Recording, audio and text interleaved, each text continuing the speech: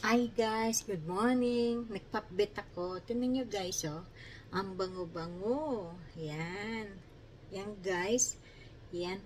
Ang, ang nakalagay dito. Hindi ko na pinakita sa inyo kasi ginawa ko to gagabi. Tapos ito, mayroon siyang talong na bilog.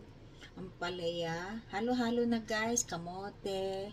Lahat. Kalabasa. Sitaw. O anything. Guys, bagoong. Yan pampalasing guys. Sana guys, sa susunod guys, sasabihin ko na lang dyan guys, ilalagay ko sa baba para mabasa nyo kung anong mga sahog, ganyan.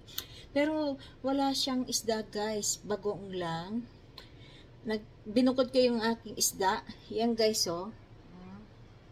Yan, nakita nyo guys, kasi para makita nyo. Pero ang totoong patbit guys, ano siya, inihaw na bangus o tilapia, ganun guys. At masustansya to guys. Sana guys, huwag kayong makalimot sa akin guys. Salamat sa lahat mga nanood po. Sana patuloy niyo ako suportahan at hanggang sa susunod ulit guys na marami pa kayo sa akin kikitang ganap. At salamat sa mga nanood, sa mga hindi nanood, salamat din.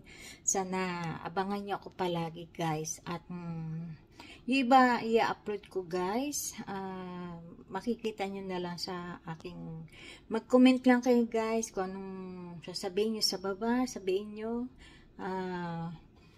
Marami pa kayo makikita sa aking ganap guys. See you, God bless, bye.